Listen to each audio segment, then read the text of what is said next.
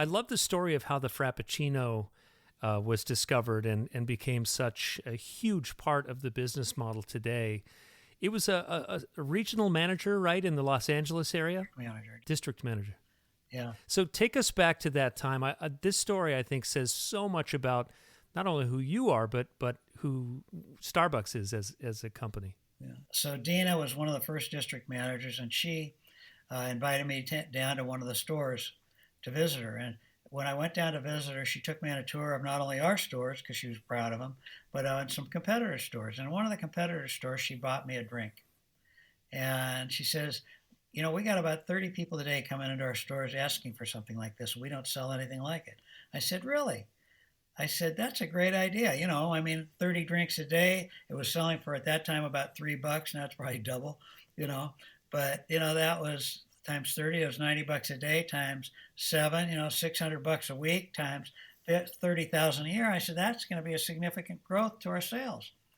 And so I said, let me take your idea back to Seattle and see if I can get some people to think about it and try to help. So I brought the idea back to Seattle, and I got a group together and I presented. There was a head of marketing, head of product development, and I told them what Dina was thinking about. Remember, Dina and her broom, right? Because this is an analogy of a broom, her broom. And so without it ever, we went through the room, and the head of product development says, Howard, I appreciate Dina's ideas and her willingness to think about new things, but that's not something we're going to do. We're in the coffee business. We're not going to be selling that kind of drink. So, and I pressed and I said, really, we should just take a look at it. You know, what can it hurt? And he said, no, I'm sorry. You want me to call Dina? I said, no, I'll call Dina. So I called Dina and I explained to her what had happened. I said, let's give it 6 months. We'll come back at it. So about 3 weeks later, I get another call from Dina. Howard, can you come down and visit me again? I said, Dina, what is it you want? She says, well, there's something about that drink I want to show you. And I said, Dina, you know the answer. Let's just leave it alone. She said, no, really, Howard, I really want you to take a look.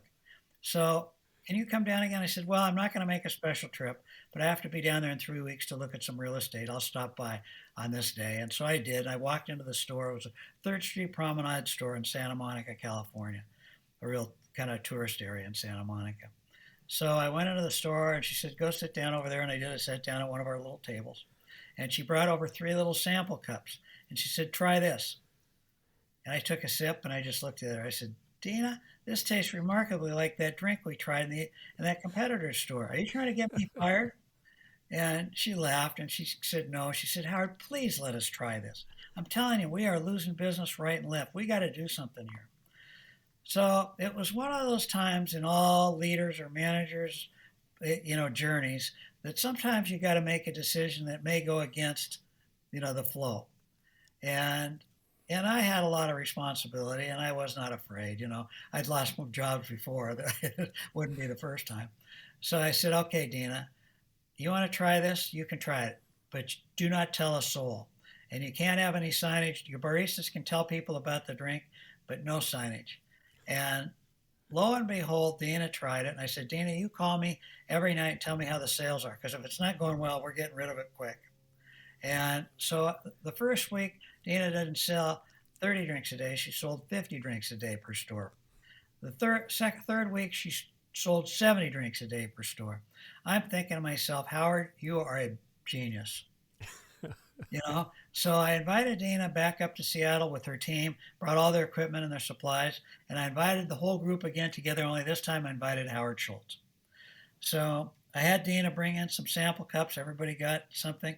Well, the head of marketing and product development stood up and he just pointed his finger at me. He said, Behar, I told you we weren't going to do this. And he looked at Howard Schultz. He said, Howard, you tell Behar to stop this right now. It's my decision, not his. And I looked at Howard and I had this sheet of paper with the sales on it and what it was going to mean to the company. It was going to be huge if it worked. And I said, Howard, give me 90 days. If you don't like it in 90 days, if you just don't like the smell in 90 days, we'll get rid of it. Well, I've been in retail my whole life. I know something's selling, it never goes away. So Dina and her broom. Dina was the one that created Frappuccino, and I had never liked rules, and I only had 4 rules for my people. Don't do anything illegal, don't do anything immoral, don't do anything unethical, and sure as hell, don't poison anybody. As long as you could live by those rules, we could try anything. So, Dinner in a Broom ended up being 20% of the company's sales at one time, and I think it's around a $4 billion business today, including bottled Frappuccino. $4 billion. Yeah, go figure, huh? So, you can't just roll your eyes at people. You gotta listen to your people. Now, not every idea is going to be a $4 billion idea, but there's lots of little things that people can improve the business that, or improve a process or whatever it is. Listen to your people. They'll tell you what needs to be done. I have found that if I asked asked enough different baristas, enough different store managers, district managers, they could tell you everything I needed to know. As a leader, you don't have to be the idea guy. I wasn't. Howard was much more of an idea guy than I ever was. What I was an alchemist. I would take other people's disparate ideas, and I had the innate ability to put them together and to make something out of that. I wasn't the only, I wasn't just about me. It was about, it was about the other people doing it. So, That's a great story. that's how I Howard, think things work in life. a lot of companies say that they care about their employees, Yeah. but I don't know that a lot of people know that when you were president of Starbucks, you used to write birthday and anniversary cards to every single employee Right. until you hit about 10,000 employees.